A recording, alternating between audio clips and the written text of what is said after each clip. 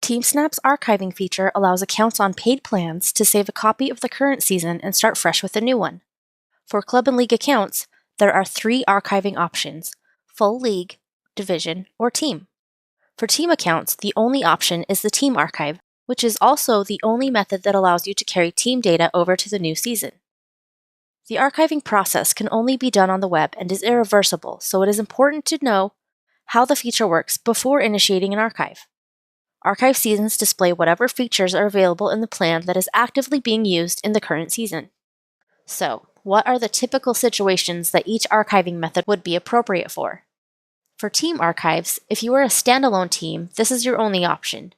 For club and league accounts, if you need to keep the same rosters for the new season and will not be using registration, have already started entering next season's events into the schedule, need to keep any existing team data in the new season, have teams that are aging out of the program and want to archive and retire just those teams, or if you have some teams playing end-of-season tournaments but want to archive the ones that are already done playing, you'll want to do the team archive. For division archives, you'll want to choose this option if you need to archive the season for just one division while leaving the rest of the club or league active.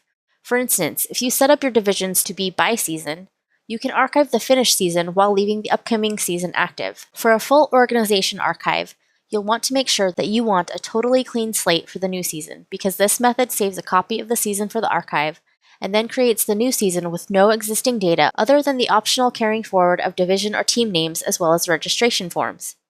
This method keeps the registration form structures but does not keep any registrant data that is under the forms in the new season. So if you have a form open that you already have people registering under, you will want to avoid archiving using this method because those registrants will be archived and will not be available to roster in your new season. Once the archive is complete, only members of the roster at the time of archiving will have access to the archive, which can only be viewed from the browser version of TeamSnap and are indicated by a banner displayed across the top of the screen. Only a site administrator on the archive season's roster is able to go back and make edits to the archive season, while the other members of the archive season's roster will be able to access the archive and view past games and associated data, but will not be able to edit or add anything. If a member is deleted from the active season roster after a season is archived, they will no longer have access to the active season, but will still have access to the archive season unless they are removed from the archive season's roster as well. Now that you have a better understanding of how archiving works and what situations each archiving method is best for, you're ready to do an archive. Follow the links below this video to get step-by-step instructions for the archiving method of your choice.